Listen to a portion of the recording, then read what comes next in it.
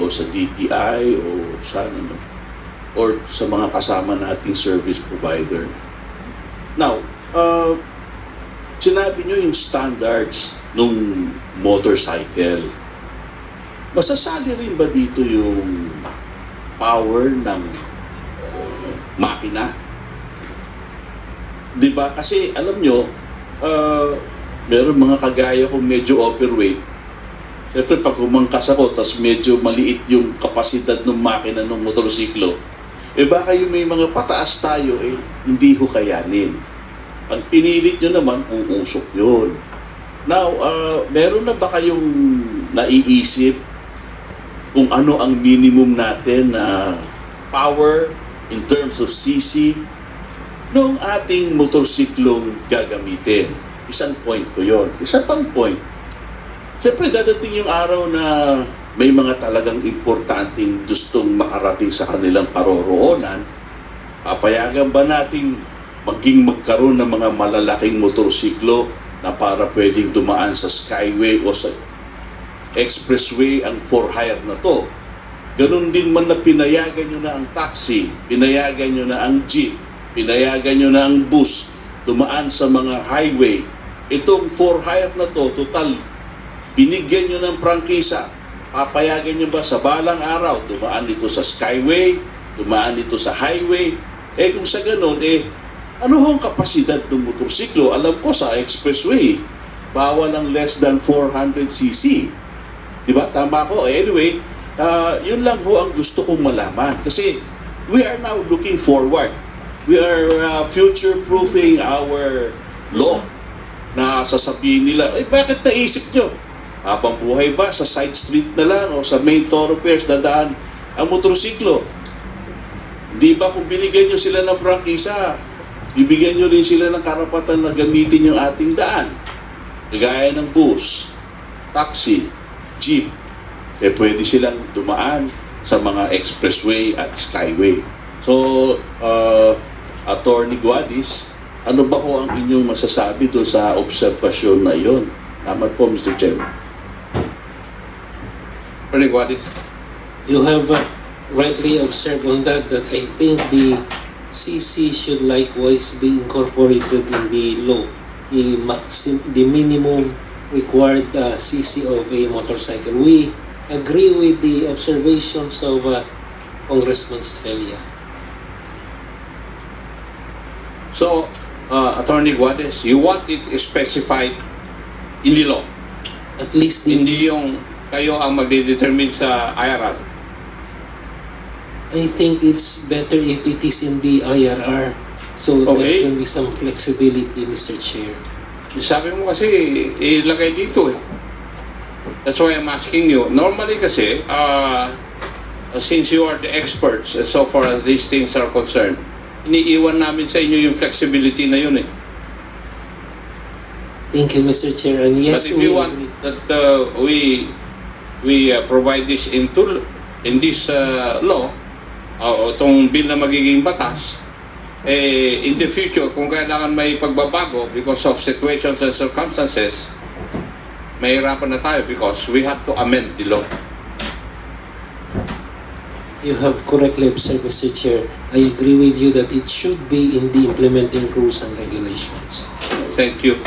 Before we proceed, let me acknowledge the presence of the Honorable Wilbert E. Lee, representing Party List Agri-Agra na reforma para sa magsasaka ng Pilipinas. Magandang umaga po.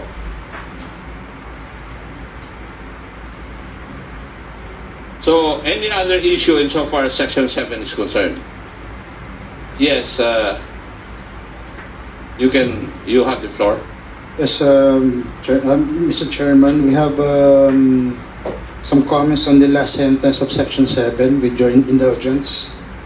In the second paragraph, line 29 to the last number, Yeah.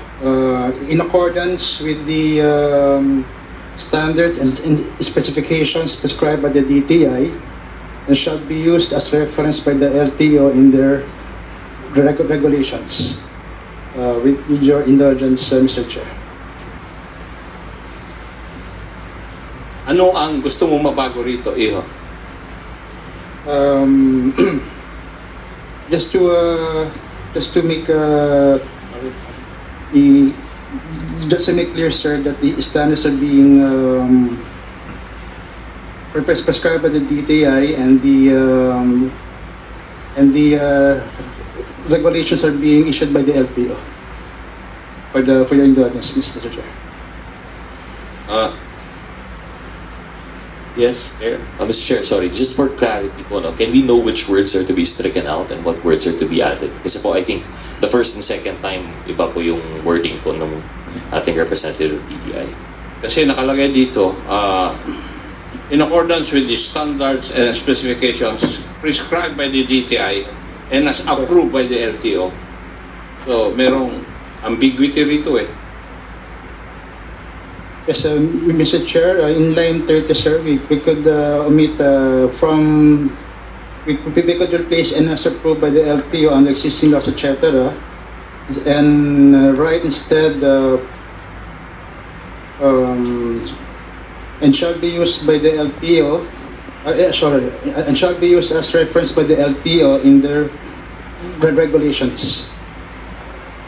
Mr. Chair, so the effect would be prescribed by the DTI, And shall be used as reference by the LTO in their so regulations. no approval from the LTO, but the LTO will adopt what the DTI prescribes. Is that the position of the DTI, Mr. Chair? Meaning, Mr. Your Honor, we will just be promulgating the standards, and the LTO shall use them in their existing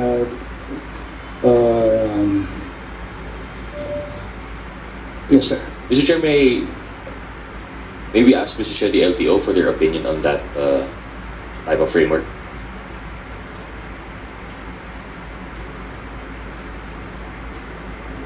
May we be allowed to study the words? I am not comfortable with the suggestion of the good gentleman, Mr. Chair.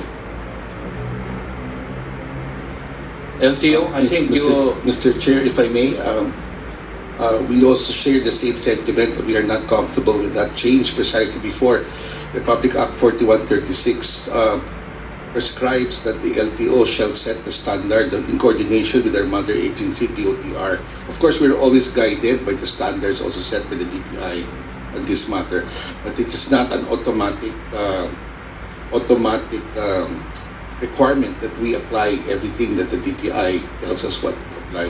We may add to it or deduct depending on the guidance of the DOTR, Your Honor. may I know if LTFRB and LTO has under its jurisdiction yung mag-prescribe ng specifications and standards? Under the law, do you have that mandate?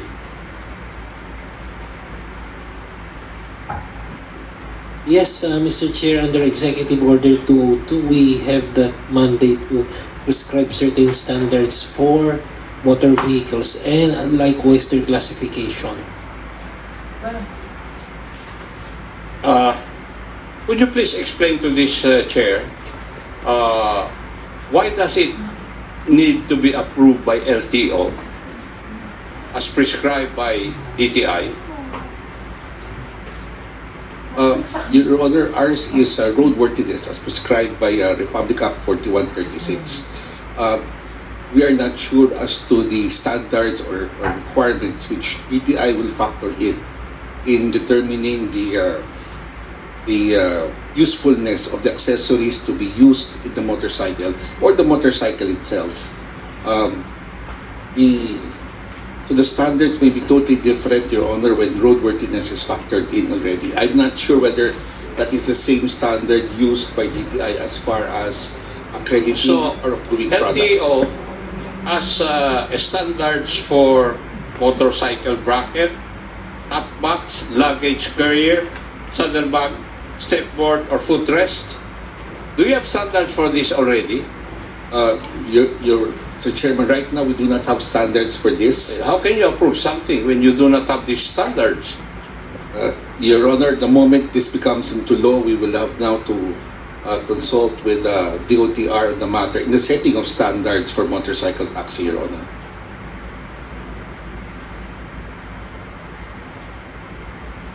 So, in cases where the standards of DTI would not coincide with the standards of LTO, what would happen?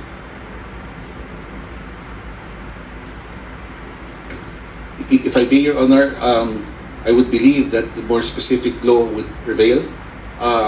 Thus, the Republic Act 4136 on roadworthiness would have to prevail over the general supervision of DTI over products being sold in the country, Your Honor. DTI, what is your opinion?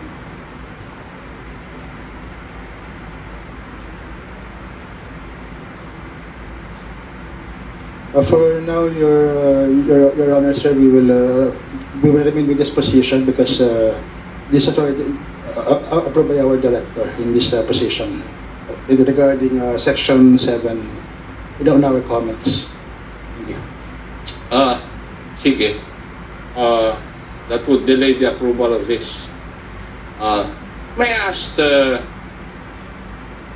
LTFRB, you're the one conducting the pilot study of motorcycles for hire, tama? Yes, Mr. Chair. Oh, should this issue not be part of your findings of the pilot study after 6 years?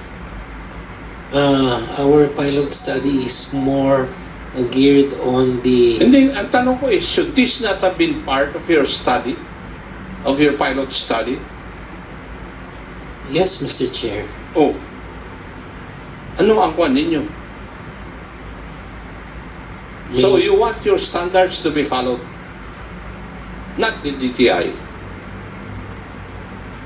We will have to reconcile with the DTI on the standards, Mr. Chair, to harmonize both their standards and the requirements under the motorcycle taxi. DWG? Mr. Chair, in light of this, I wouldn't call it impasse, but perhaps so that the bill can move along, we can come up with neutral terms, perhaps. Maybe we could suggest with standards and specifications prescribed in coordination between DTI and LTO. Would that be something amendable, or any other wording that they might suggest? So that, well, what I would like to put forward is that at least future-proofed itong bill, a wording that would in essence mean that it would pass standards and specifications prescribed by whatever other specific law. So I don't know, Mr. Chair, if the body would be open to that, but that would be the suggestion. I don't know, with DTI and LTO. Mr. Chair, as far as LTO is concerned, we agree with the post wording of this phrase. Then LTO and DTI should come up with your amendments insofar as the lines 29 up to 31 are concerned before Wednesday next week. Yes, sir. Thank you. The Chair would acknowledge the presence of the Honorable Timer Adan Olaso, representing the 1st District, Zamboanga del Sur, City of Zamboanga. Welcome po kayo. Thank you, Mr. Chair. So, any other issue insofar as Section 7 is concerned? Mr. Chair? Yes.